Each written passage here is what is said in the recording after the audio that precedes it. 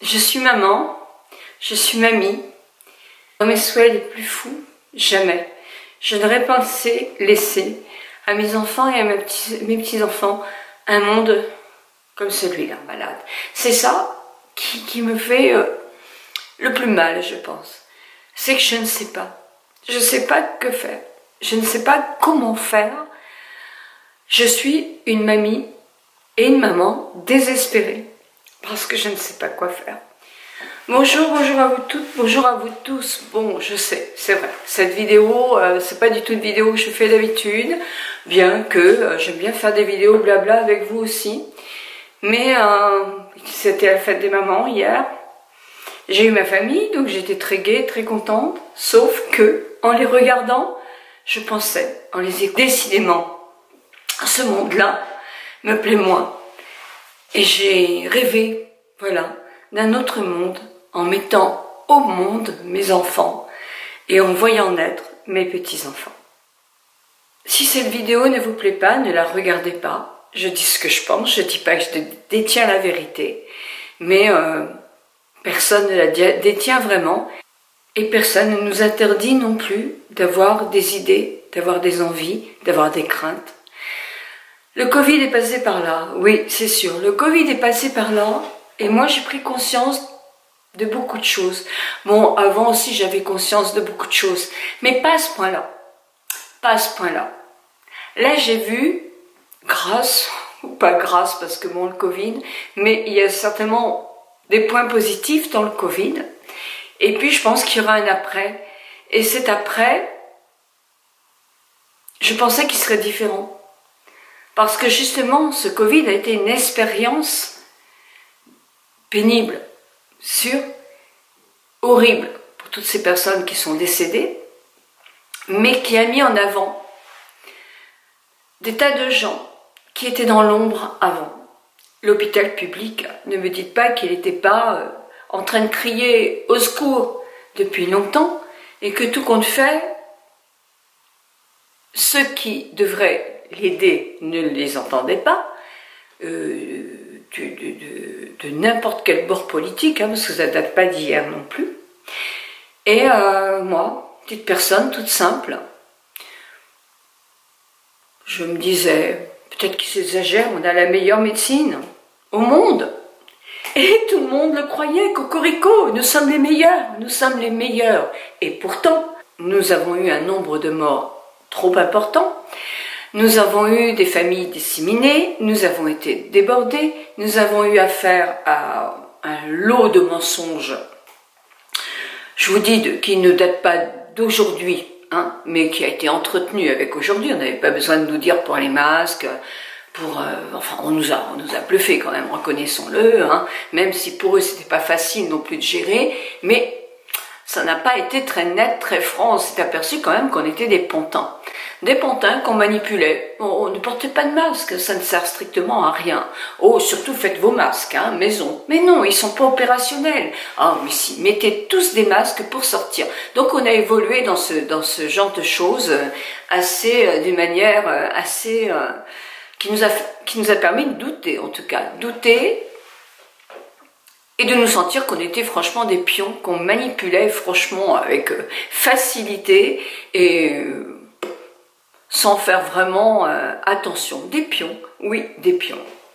C'est vrai que là-dessus, on a pu douter de la sincérité de ce qu'on nous disait. Je suis sûre que vous êtes les 3/4 d'accord avec moi. Mais c'est pas ça qui m'inquiète le plus. Ce qui m'inquiète le plus, c'est pas la maladie, c'est pas le Covid, c'est tout ce qu'on entend, tout ce que je vois après cette crise-là.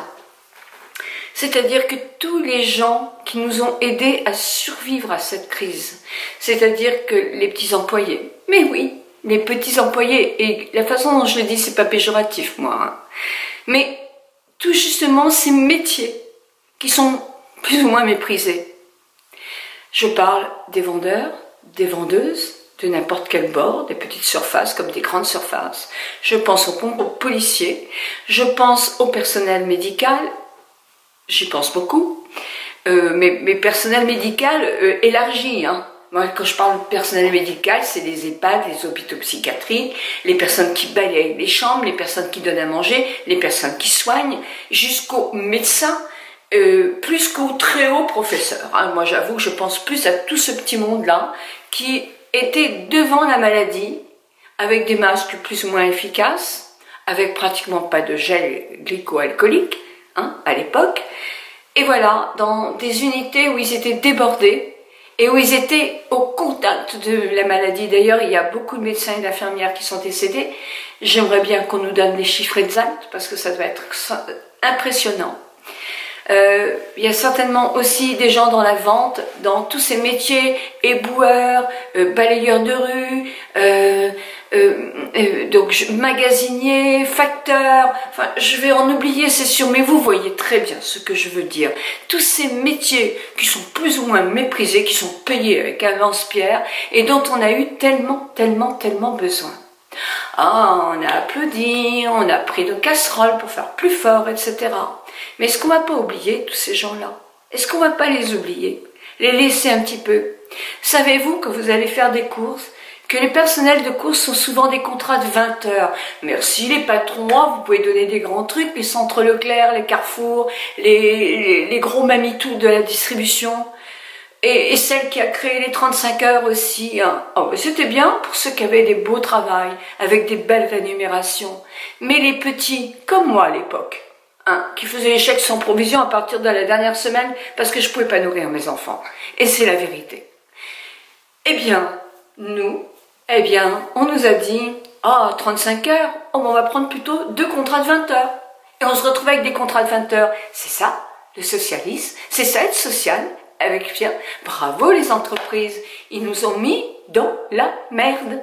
Et moi je peux en parler parce que j'étais dans la merde. Et ça continue, et ça continue. On se fout de tout ça. C'est pas grave, hein. Ce sont des petits, hein, n'ont pas les moyens de toute façon de se révolter, puisque de toute façon, comme me disait je me souviens plus de ce nom de cette andouille, Printemps de Rennes, ce chef du personnel me disait, mais ne râlez pas, parce que vous en avez 10 qui attendent à la porte pour prendre votre place. Bravo. Et ça continue, et ça continue. Peut-être 30 ans après, oui, parce que je devais avoir 40 ans, j'en ai presque 70, c'est pareil, ça n'a pas changé, ça n'a pas évolué, et ça me rend malade.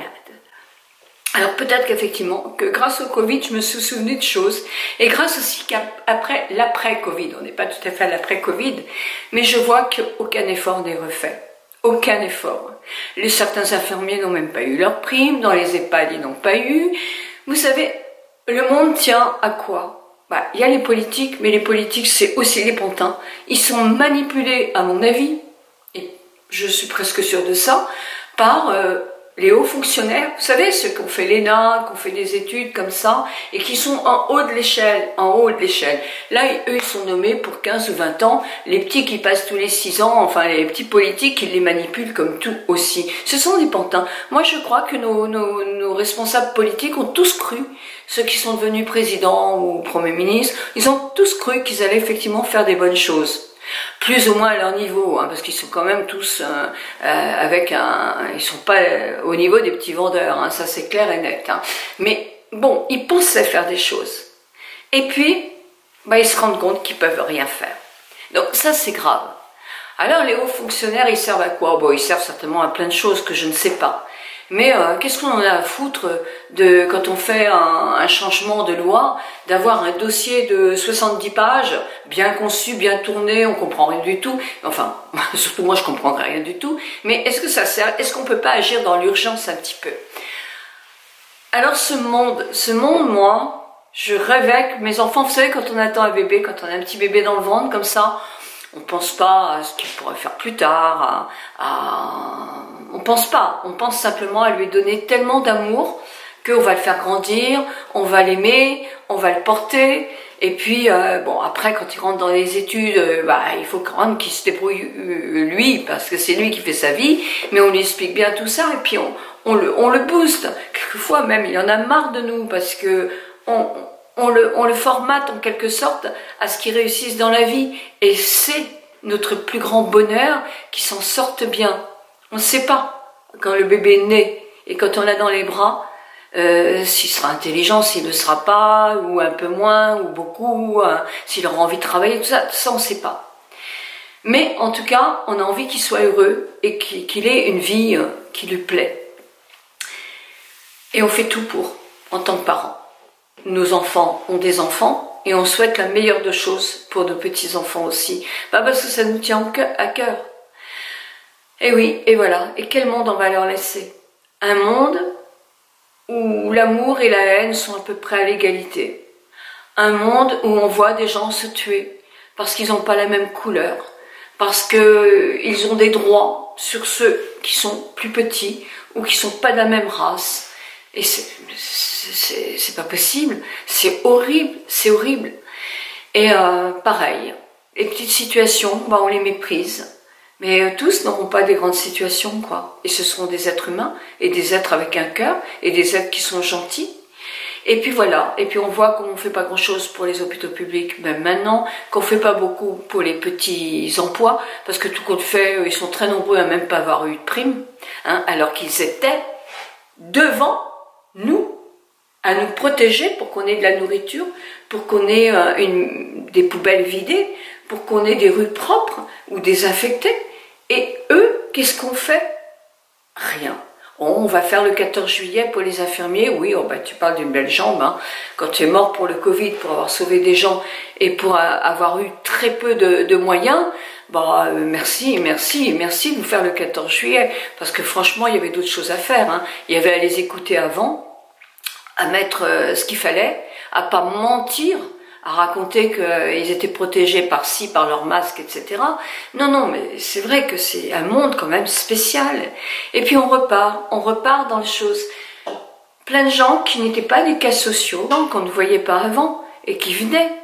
Des gens qui se sont retrouvés dans des situations épouvantables. Des gens qui ne savaient pas s'ils allaient pouvoir manger le lendemain. Bravo. Bravo à tout ça. Et qu'est-ce qu'on fait? Eh bien, on va supprimer des postes. On va supprimer des postes de personnes qui s'occupent du social. Merci, bravo. Ils ont tout compris encore. Ils ont tout compris.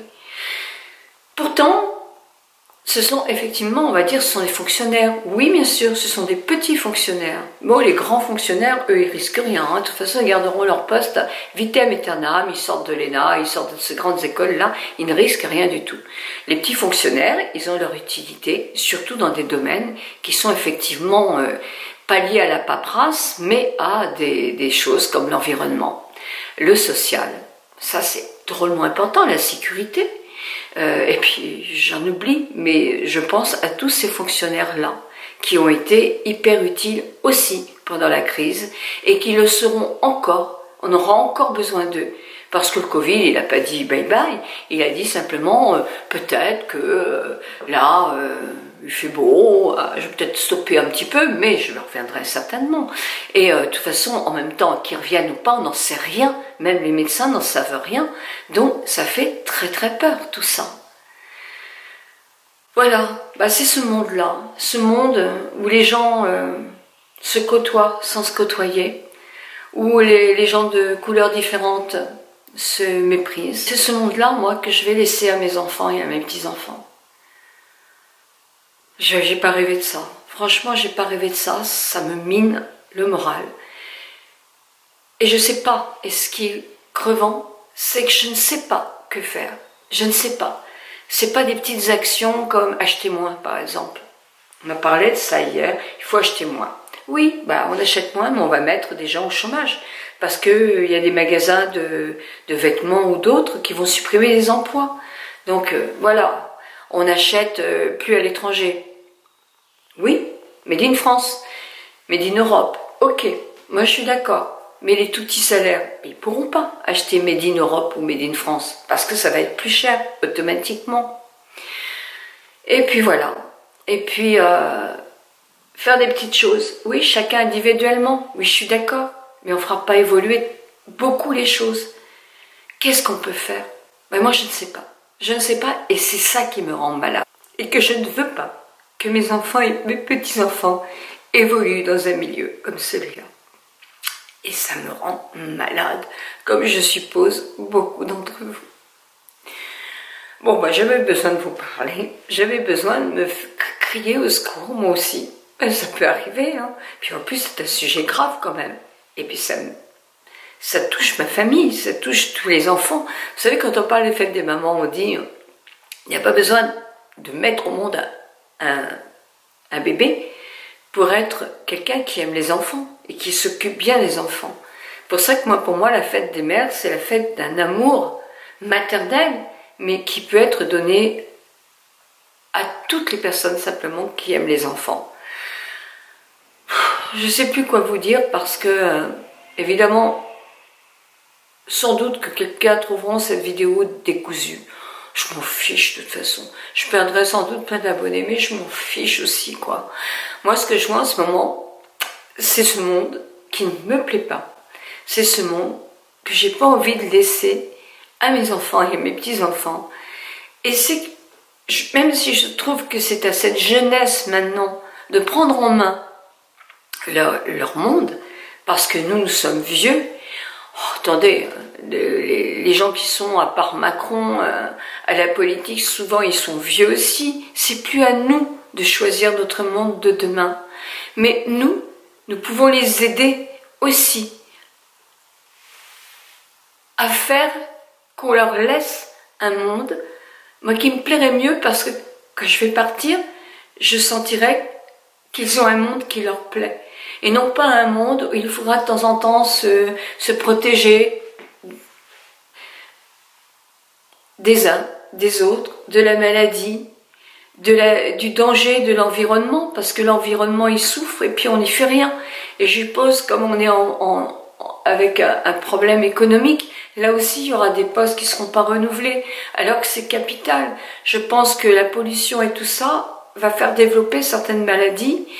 Bon, je ne suis pas une scientifique, vous le savez très bien, je suis esthéticienne et je suis sûre qu'il y en a certains qui me diront reste dans ton domaine, bah oui mais je suis une maman et je suis une mamie et je suis quelqu'un qui a un cœur et qui a envie que les gens vivent dans un monde qui leur plaît, dans un monde comme moi je l'ai vécu ce monde-là, un monde qui se développe, un monde où les gens vont quand même bien, même si ça s'est détérioré, j'étais encore jeune quand même, je vais avoir une quarantaine d'années, mais j'ai vécu de jolies années, avec une nature qui était belle, avec pas de soucis de maladies comme ça, pas de crise économique à ce niveau-là, donc c'était ça que j'avais envie de laisser à mes enfants et à mes petits-enfants. C'était uniquement un monde qui va bien, un monde où les gens ne se haïssent pas, un monde où on prend soin des uns et des autres, sans faire attention à leur statut social. Un monde où si le grand est enrichi parce qu'il a pris des risques, eh bien le petit, il s'enrichit aussi parce que lui aussi nous a montré qu'il avait pris des risques, et non pas des risques économiques, mais des risques sur sa santé et sur la mort.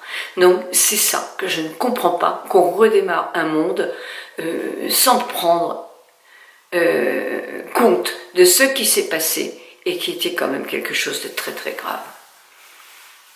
Voilà mes amis, bon moi j'avais besoin de faire cette vidéo-là, parce que j'aurais pas pu faire une autre vidéo quoi aujourd'hui, c'était pas possible. Donc voilà. Peut-être que